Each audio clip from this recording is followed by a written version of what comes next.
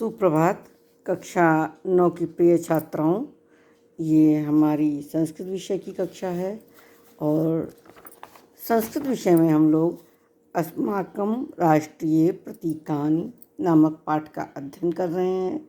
इसमें राष्ट्रीय प्रतीक के रूप में मयूरा, व्याघ्रा, कमलम हम पढ़ चुके हैं। इसी क्रम में आगे बढ़ते हुए हम राष्ट्रध्वजम और राष्ट्रगानम के बारे में पढ़ेंगे। देखिए, पहले इसमें शब्दार्थ भी दिया हुआ, पहले हम वाचन करेंगे, उसके बाद अर्थ बताएंगे। राष्ट्रगानम सर्वेषां स्वतंत्र देशानां स्वकीयम् एकं गानं भवति।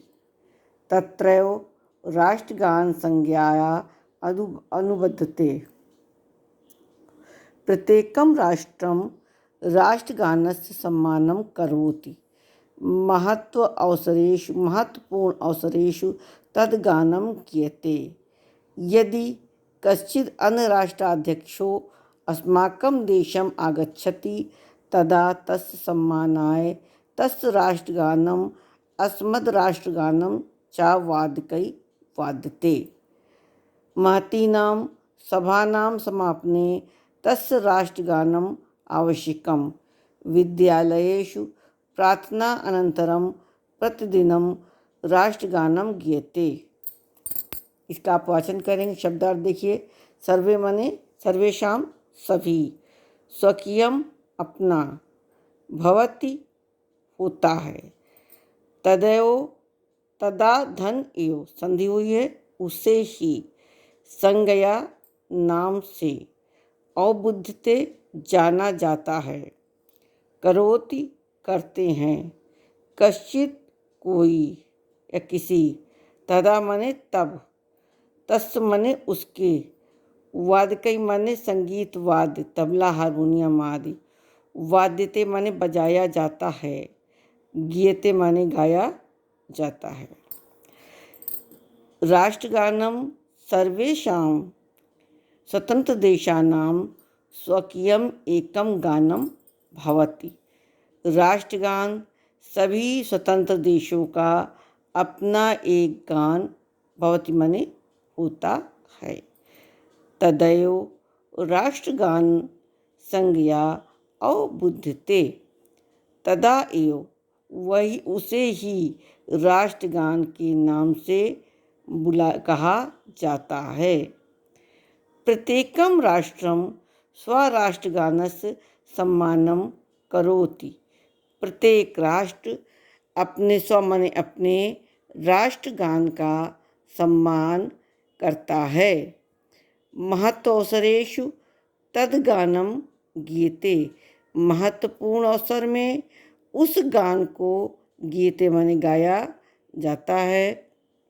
यदि कश्चित् अन्य राष्ट्राध्यक्षो अस्माकं देशम् आगच्छति तदा तस्य सम्मानाय तस्य राष्ट्रगानम् अस्मद्राष्ट्रगानं च वादकैः वाद्यते।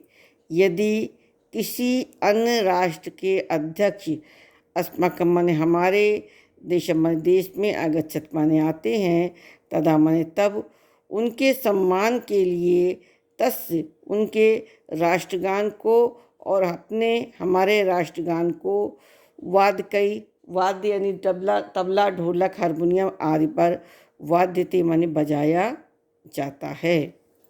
महतीनां सभानां समापने तस्य गानम आवश्यकम। महान सभाओं के समापन पर उसका गान आवश्यक है। विद्यालयेषु प्रार्थना अनन्तरं प्रतिदिनं राष्ट्रगानं गीयते। विद्यालयों में प्रार्थना के बाद प्रतिदिन राष्ट्रगान गीयते माने गाया जाता है। ये हमारे राष्ट्रगान की विशेषता है। राष्ट्रगान इदं अस्माकं राष्ट्रगानं विश्वकविना रवीन्द्रेण रचितं जनगणमन इति संज्ञा अस्मिन् विश्वते विस्तृतं वर्तते। हमारा राष्ट्रगान विश्व कवि कवींद्र रवींद्र द्वारा रचित जनगणमन इस प्रकार के नाम से विश्वसनीय संसार में सुना जाता है। अस्माकं राष्ट्रगाने भारत अंगभूतानाम अनेक प्रांतानां विंध्य हिमालय पर्वतयो गंगा यमुना प्रभृति नदीनां उल्लेखं कृत्वा देशस्य विशालत्वं राष्ट्रस्य अखंडत्वं संस्कृते गौरवस्य विश्वकविना वर्णितम्। हमारे राष्ट्रगान में भारत के अंगभूत अनेक प्रांतों के नाम, विंध्य हिमालय पर्वत आदि, गंगा यमुना आदि नदियों का उल्लेख कृत्वा करके देश के विशाल राष्ट्र के विशालता और अखंडत्व संस्कृति और गौरव का विश्व कवि ने वर्णन किया है।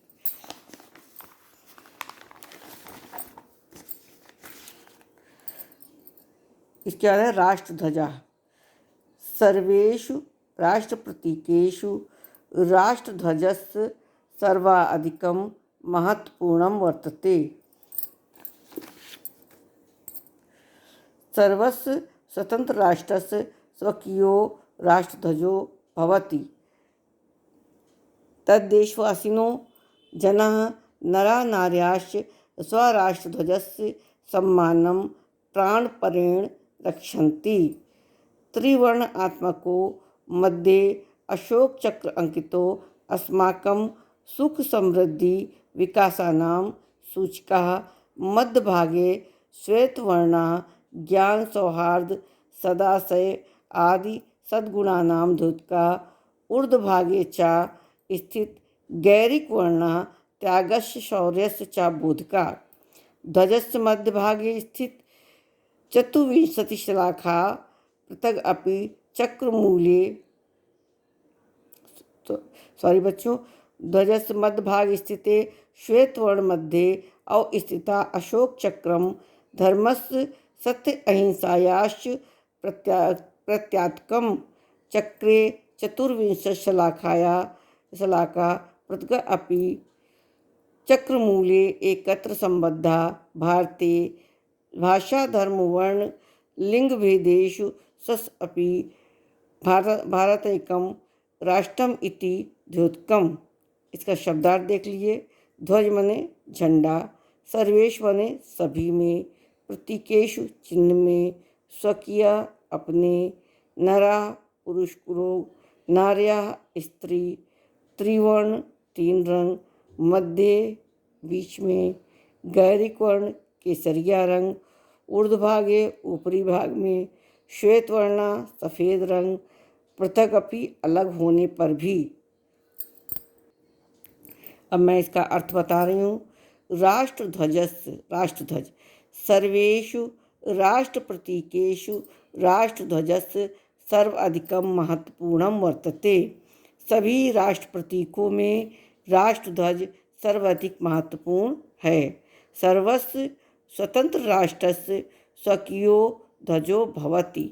सभी स्वतंत्र राष्ट्र के अपने ध्वज होते हैं।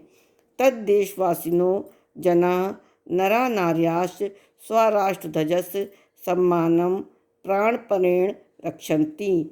तद्देशवासियों उस देश के वासी लोग, नर यानी पुरुष और महिलाएं, अपने राष्ट्रध्वज का सम्मान प्राण से भरकर उसकी रक्षा करते हैं। त्रिवर्णात्मको मध्ये अशोक चक्र अंकितो अस्माकं सुख समृद्धि विकासानां सूचिका। मध्यभागे श्वेतवर्णा ज्ञान सौहार्दस्य सदयाश आदि सद्गुणानां द्योतका। कहते त्रिवर्णात्मको तीन रंग वाले के बीच में अशोक चक्र अंकित है, जो हमारे सुख समृद्धि और विकास का सूचक है। मध्य भागे बीच के भाग में श्वेतवर्णा सफ़ेद रंग ज्ञान सौहार्द और सदा आदि सद्गुणों का सूचक है। ऊर्ध्वभागे चा और ऊपर के भाग में स्थित गैरिक वर्णा त्यागस्य सौहर्ष चा अभूत का। कहते हैं वो गैरुआ रंग त्याग और सौहार्द का सूचक है। ध्वजस्य मध्य भाग स्थिता श्वेतवर्णा मध्ये अवस्थितम् अशोक चक्रम धर्मस्य सत्य अहिंसायाश्च प्रत्ययात्मकम्। ध्वज के मध्य भाग में स्थित सफ़ेद रंग के मध्य भाग में अशोक चक्र धर्म, सत्य और अहिंसा का प्रतीक है। चक्रे चतुर्विंशशलाकाया पृथग अपि चक्रमूले एकत्र संबद्धा भारते भाषा धर्म वर्ण लिंग भेदेषु सत्व अपि भारतम एकम राष्ट्रम इति ध्वजन्ति। चक्र में 24 जो तीलियां हैं अलग अलग होते हुए भी चक्रमूल में एकत्र होकर के संबंधित भारत में भाषा धर्म वर्ण लिंग भेद आदि के आधार पर भारत की एक है। इस प्रकार से राष्ट्र की एकता को प्रदर्शित करते हैं। बच्चों, इसका अर्थ आपको अपनी कॉपी में करना है, शब्दार्थ लिखना है और संदर्भ जरूर लिखिएगा। मैंने पिछली कक्षा में संदर्भ भी पढ़ा है। धन्यवाद बच्चों।